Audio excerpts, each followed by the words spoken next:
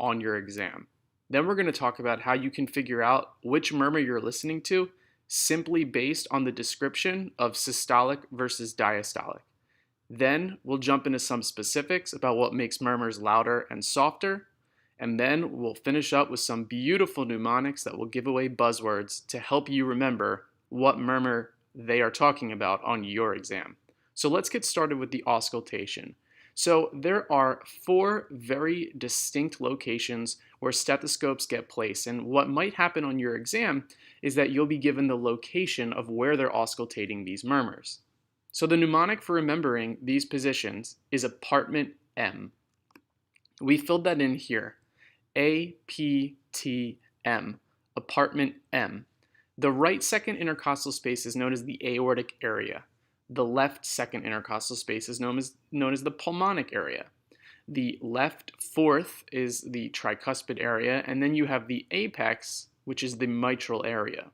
So get this down and commit this to memory first. This is good not only for exams, but also for when you enter your clinical rotations and start to have to, know where to place your stethoscope when you're actually listening to somebody's heart.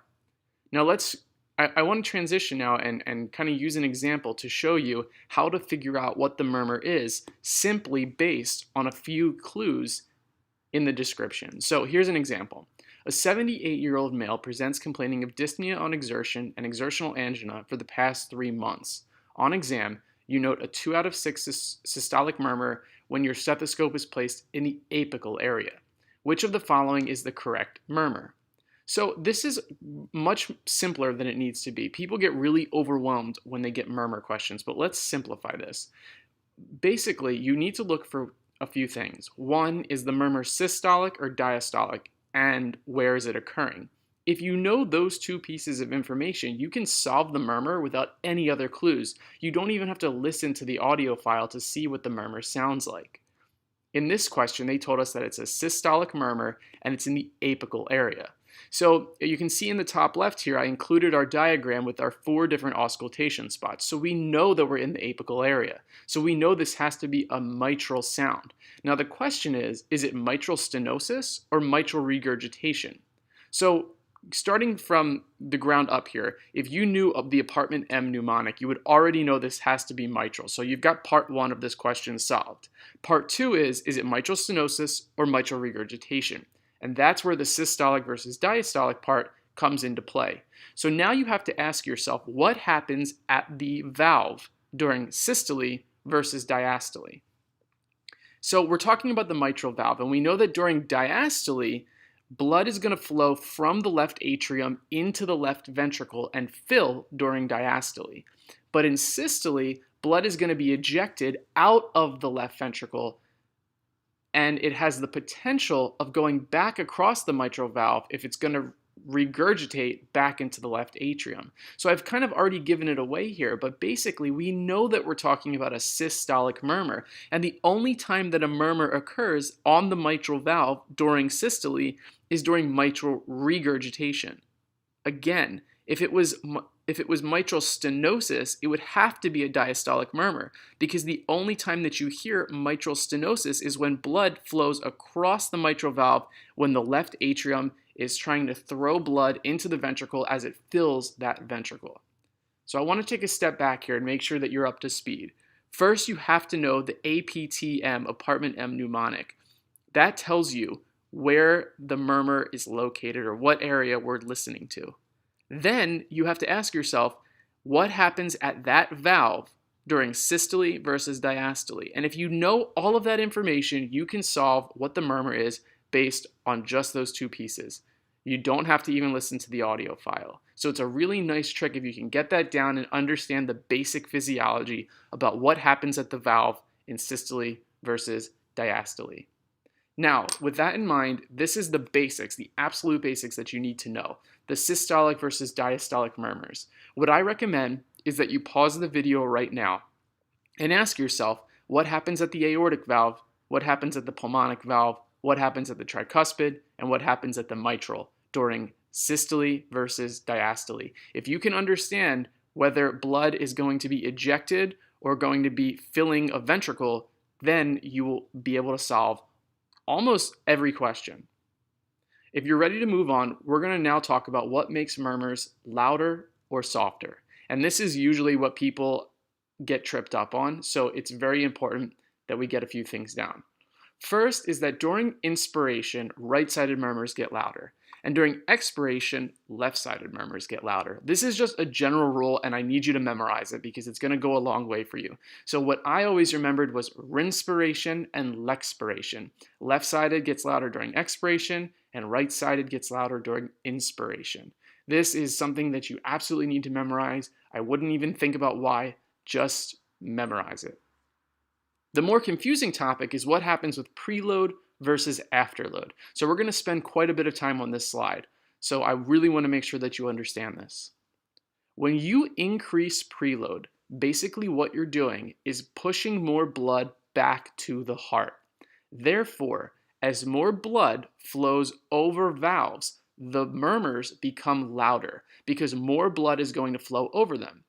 So as an example, if you usually have a mitral stenosis, the more blood that flows across that mitral valve means that that murmur is going to be louder because more blood is going to flow through an already stenotic valve. So if you're auscultating it, it will be louder, aka worse. The exception to this rule is hypertrophic obstructive cardiomyopathy and mitral valve prolapse. This is a very high yield concept, so I'm going to explain this. When you have hypertrophic obstructive cardiomyopathy, or hokum for short, the heart becomes hypertrophied, and the septum kind of bulges and blocks the outflow tract. So, normally, more blood flowing across a valve or into the heart makes murmurs louder. But in the case of hokum and mitral valve prolapse, which is lower yield, but still we include it in this discussion, more blood in the heart actually pushes that septum back into its normal physiologic position. So in hokum, if you can envision this diagram in your head, the more blood or the more pressure on that septum pushes it back into its normal position and reopens that outflow tract.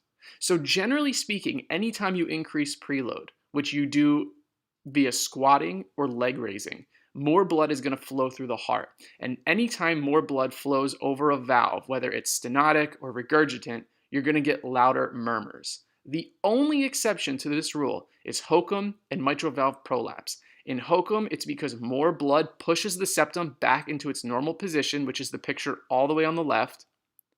And in mitral valve prolapse, it's because the mitral valve is literally prolapsing and it's blocking normal blood flow. So I want to simplify this to the most basic level. You don't need to understand what's happening with the mitral valve. You'll never be asked that. But just think of it as more blood going through the heart and returning the mitral valve leaflets back into their normal position. That's all you need to know. So again, I'm going to summarize. More blood, more preload, every murmur gets louder. The only exceptions are hokum and mitral valve prolapse. Hokum because you reopen up the outflow tract obstruction, and mitral valve prolapse because you return the valves back into a relatively normal position where you don't hear the mid-systolic click that goes along with mitral valve prolapse. That's increased preload. Now let's jump to the other side of the slide here. If you decrease your preload, your murmurs will get softer, and it's the same exact reasoning, right? Less blood going back to the heart means less blood is going to flow across a stenotic or regurgitant valve. Therefore, the murmurs will be softer, aka better, right? They're not going to sound as loud, they're not going to sound as bad because less blood is flowing over the abnormal valve. Again, the exception is hokum and mitral valve prolapse, again for the same reason. So in hokum, if you look at our picture on the left here, you see the normal position of the heart, but then the image just to the right shows the heart with hypertrophic cardiomyopathy. If you have less blood flowing through the heart, then less blood is there to push that septum back to its normal position. So hokum sounds worse. In mitral valve prolapse, you have less blood to return the mitral valves back to their normal position. When you decrease preload, you do that via Valsalva. So you bear down. It's like telling a patient, I want you to bear down and pretend like you're having a bowel movement. This prevents blood from returning to the heart, aka it decreases your preload. So that's everything you need to know about preload, right? Think about preload as the amount of blood that gets loaded into the right atrium, aka the amount of blood that is returning to the heart through the venous system. Now I want to talk about afterload. Afterload is basically the pressure against which the heart pumps. So increased afterload means more pressure is being exerted upon the left ventricle as it tries to eject blood out of the heart. You can increase your afterload by doing something called hand grip. So when you're examining a patient, if you ever want to have them do hand grip, you're going to tell them to squeeze their left hand. And that hand grip is going to increase afterload, right? It's going to increase the pressure against which the heart has to pump. Now, usually when you increase the afterload, you get louder regurgitant murmurs. Now, why is that? Well, if the heart has to pump against a greater pressure, that means there is more pressure forcing blood backwards, right? Normally blood is going to pump out of the heart, but if it's pumping against a greater pressure, then you can think of it as more pressure being exerted upon the heart, which is going to try to force blood backwards. And that's exactly what a regurgitant murmur is, right? Blood is going to accidentally flow backwards in the wrong direction back over the valve. So when you increase afterload, the regurgitant murmurs become louder. Likewise, when you increase afterload, you're going to get a softer hokum and a softer mitral valve prolapse. And this is the same reasoning as before. If we increase afterload, then hokum has more pressure propping that septum back into its normal position. The mitral valves have more pressure propping them back into their normal position, those valve leaflets. So again, a softer hokum or a softer MVP is really saying that the murmur is getting better, right? It's getting softer. You don't hear it as much because there's less of a mechanical issue since there's more pressure returning the heart to its physiologic position. And that's really important to understand. The last thing I want to talk about is decreasing afterload. You can decrease afterload by using a drug called amyl nitrite. And this is probably the lowest yield of anything on this slide, but I include it for completeness sake here. If you decrease your afterload, hokum gets louder, right? Less pressure is forcing that septum back into its normal position, so the outflow tract gets obstructed and the hokum murmur gets worse, aka louder. If you decrease your afterload, you get a louder MVP. Again, same reason. Less pressure is being forced upon those mitral valve leaflets, which means that the mitral valve is going to prolapse more and get worse or get louder. So again, this slide is talking about preload versus afterload, how we change preload, how we change afterload, how we make it increase versus decrease, how you do that with Valsalva, squatting, leg raise, all this stuff. It's very high yield. The reason that this is important on your exam is that they'll give you a murmur and they'll tell you what, they'll say that the patient bears down, what do you expect to happen? Something like that. They want to make sure that you can understand the physiology of what's going on in the chambers of the heart and how that changes the strength of the murmur that you're hearing. The other thing that I want to point out is that hokum, because it's such a high yield exception, and again, it's way more high yield than mitral valve prolapse, hokum can sound like other murmurs, but the way that you differentiate them is based on what it's doing with these maneuvers. So if you want to distinguish hokum from something like a ventricular septal defect, they'll tell you what's happening with the murmurs. So keep this in mind. It's very high yield. Now what I want to get into is the last section of this video. This is going to be a rapid review of high yield associations and buzzwords that can help you get the murmur right. I've included a lot of my mnemonics here that helped me on my exam pretty extensively. And I would say that I usually was getting between 90 and 100% of the murmur questions correct just because I had these in my back pocket. So up to this point, you should understand normal physiology. You should understand the APTM locations and systolic versus diastolic, what's happening across that valve. You should understand how maneuvers change those murmurs. But if all else fails, if all of that normal physiology that I just explained is not enough to get you the answer right, well, fear not, guys. I've got some pretty sick mnemonics for you, so let's get into them. The first is aortic stenosis, and I would consider aortic stenosis to be probably the highest yield murmur that shows up on exams. This is known as a crescendo-decrescendo murmur, which means that the murmur gets louder towards the middle and then softer, so it kind of increases and then comes back down. There are two presentations for aortic stenosis. One is going to just be an old patient. If you have to take an absolute guess on your exam and you have a patient who's, let's say, 70 years or older, it's most likely aortic stenosis because over time, with all of the changes that happen as you age, that valve just breaks down. Hypertensive hearts and remodeling of the heart really leads to a lot of pressure going through that valve, and it causes an aortic stenosis. And what they say is that patients are SAD. They get syncope, angina, and dyspnea, right? So dyspnea, angina, syncope. Remember that old patients are SAD. Aortic stenosis is SAD. The other thing that you should keep in mind is that it's possible to have basically a functional aortic stenosis through a calcified valve. So if any patient has really high calcium levels, you can actually deposit little calcium crystals around the aortic valve, and because crystals accumulate around the valve, it's decreasing the space that blood has to pump through the aortic valve, which creates a functional aortic stenosis. So again, aortic stenosis, two presentations: anyone who's old and SAD, and the other person who has little calcification of their valve. The other thing that I want you to remember about aortic stenosis is that it radiates to the carotids. And the way that you can remember this is that I take the letter A for aortic stenosis and I draw the up arrow and the down arrow, which reminds me that it's crescendo, decrescendo. The up arrow also reminds me that it radiates up to the carotids. So if you remember where the aortic area is on our kind of rib cage diagram, that up arrow points right at the carotids. So aortic stenosis, old and SAD, crescendo, decrescendo, radiates to the carotids.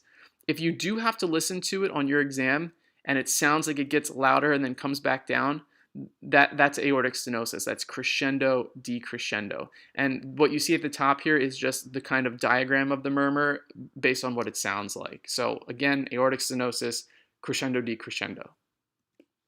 Mitral regurgitation is a holosystolic murmur. So it's usually about the same volume throughout, but it doesn't stop. It's holosystolic. It's present for all of systole. So between S1 and that should say S2, you hear continuous murmur. The mitral valve is usually implicated if the patient has a history of rheumatic fever. So the mnemonic is rheumitral. Anytime they have a history of rheumatic fever, think about the mitral valve. That is the number one valve that gets involved. Mitral regurgitation radiates to the axilla. That's important and it's high yield because sometimes they'll tell you about the murmur and say that it's radiating and they'll give you the direction of the axilla. So again, rheumitral, very important. That's mitral regurgitation. Tricuspid regurgitation is very similar. It's also holosystolic. Between S1 and, again, that should say S2, it's there the entire time. The tricuspid valve is always damaged when you have patients who have a history of intravenous drug abuse. So my mnemonic is, do you want to try some drugs? I want you to think about the tricuspid murmurs, whether it's regurgitation or stenosis, whenever you have a patient who has any risk factors or history for IVDA. So, patients with HIV, hepatitis, obvious intravenous drug abuse, anything that points to them being a former drug abuser, immediately think tricuspid valve. The reason that this is because the first valve that blood flows across when it reaches the heart is the tricuspid valve. So if you have blood that's littered with pathogens as a result of intravenous drug abuse, the damage is going to be primarily concentrated at the tricuspid valve. So, want to try some drugs? That's tricuspid regurgitation. Aortic regurgitation is described as an early blowing diastolic murmur. So you see S1 and that should say S2. It's very early in diastole, right after S2, and it's described as a blowing murmur.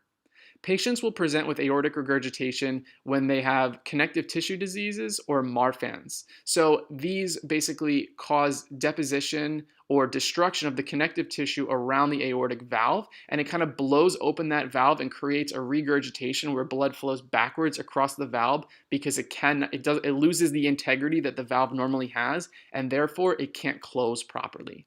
Something that's not on this slide that's also very important is that patients with aortic regurgitation have something that's known as head bobbing. Because of the volume of blood that gets pumped back across that valve, there's a very large difference between the pressure during systole and the pressure during diastole that's going across that valve. And because of this, you get some really unique symptoms. One is head bobbing. So anytime you see a patient head bobbing, the answer is aortic regurgitation. Don't think too much about it. It's aortic regurgitation. The other high yield findings are what's known as water hammer pulses and femoral bruits. I can't really explain why femoral bruits happen. I would just memorize it, although it's the lowest yield of these three peripheral symptoms of aortic regurgitation. But the water hammer pulse, it's really easy to understand if you just think about it. So let's take 30 seconds because it's high yield. When you have aortic regurgitation, blood gets ejected over the aortic valve out of the heart and goes to the rest of the body. However, what happens in aortic regurgitation is blood then regurgitates or goes backwards, back over the aortic valve and back into the heart. This is during diastole. So the systolic pressure is pretty high because it's ejecting a large volume of blood out to the rest of the body. But the diastolic pressure is very low because the regurgitant blood is flowing back into the heart, and therefore the diastolic pressure in the rest of the body is significantly low. So water hammer pulse describes a pulse that is really strong during systole but then collapses during diastole. And that is exactly because of aortic regurgitation. You're ejecting a huge pool of blood that was previously regurgitant, so you built up blood, but then during diastole it collapses because what should come out during diastole is actually regurgitating backwards. So that's known as a water hammer pulse. So to summarize aortic regurgitation here, think of regurgitation, aortic regurgitation, anytime they describe the word blowing, anytime you see head bobbing, or anytime they refer to anything as a water hammer pulse. That's aortic regurgitation, and the mnemonic is, are you gonna blow me? Because AR for aortic regurgitation, and blow reminds you that if they say it's a blowing murmur, it's aortic regurgitation. So very high yield murmur, lots of different peripheral findings. That's aortic regurgitation. Mitral stenosis is a very high yield murmur because of the description. It has what's called an opening snap. That's super high yield, and we'll come back to that in 1 second. But again, we're talking about the mitral valve here. So anytime a patient has a history of rheumatic fever, think rheummitral. It's always going to be the mitral valve more often than not. This opening snap is really high yield, and my mnemonic for remembering this is that the operating system is Microsoft. That is to say that the OS is MS. The opening snap is mitral stenosis. So anytime they describe an opening snap, it's going to be mitral stenosis. And the reality of this is that it's really hard to hear an opening snap when you're actually listening to an audio file. So if they want you to pick mitral stenosis, they're usually going to include the buzzword opening snap. That could change, but that's what I would remember. So again, the operating system is Microsoft, aka the OS is MS, aka the opening snap is mitral stenosis. The next murmur we're going to talk about is hokum, hypertrophic obstructive cardiomyopathy. And we already went through this pretty extensively on the slide about maneuvers and how they change murmurs. But anytime a patient has a family history of sudden cardiac death, I want you to think about hokum. So patients that are dying in their 20s or 30s while they're exercising, the reason that that happens is that, again, in hokum, the outlet is obstructed and you get functional heart failure because the heart is unable to pump blood to the rest of the body, and one thing leads to another, and patients die during exercise when increased demand is placed on their heart. So just to go through this one more time, hokum is going to be similar to other murmurs by the way that it sounds and the location in which you hear it, but how it changes during maneuvers gives it away. So it gets louder or worse with decreased preload. So less blood going to the heart means that the septum can push over more and obstruct more, which makes the murmur louder or worse. It gets louder or worse with decreased afterload. So decreased afterload means less pressure forcing that septum over, which means the septum is going to block the outlet. So the murmur gets louder or worse. Hokum gets softer, aka better, with increased preload. So you want to increase your preload, have the patient do some leg raising or some squatting, get more blood going back to the heart. More blood in the heart is going to force that septum, push it to the side, and make the murmur better or softer. And lastly, the murmur will get softer or better with increased afterload. So have the patient use some hand grip, squeeze their left hand. You're going to make the heart have to pump against a greater pressure, which means more pressure is going to force that septum back into its normal position, which makes hokum sound softer or better. The last murmur we're going to talk about is mitral valve prolapse, MVP. So mitral valve prolapse is high yield for a few reasons. One is that it has something called a mid-systolic click. Anytime you have a young woman with a psychiatric history, I want you to think about MVP. We're still trying to understand the relationship between psychiatry and cardiology, and it's very, very extensive. However, usually Patients with MVP are young women who are anxious or depressed. Don't ask me why. I cannot tell you why, but that is the association. So keep that in the back of your mind. MVP can be caused by myxomatous valve disease. I'm throwing that in here because anytime they talk about this, I want you to think about the mitral valve. Think about MVP for myxomatous valve disease. And my beautiful mnemonic to remember MVP is that to win MVP, your team has to click. So that mid-systolic click is found in MVP, or mitral valve prolapse. That's it for this video. There are a few murmurs that I did not include because there's not much that you need to know about them. Those would include a PDA, a VSD, and an ASD. If you're confused about those murmurs, I recommend Googling them and learning the few basics that you need to know. But for the purpose of this discussion, I left them out because there's not much that you need to know about them, and there is one buzzword that can summarize most of them, so I don't want to waste your precious brain space. This has been Heart Murmurs. Good luck.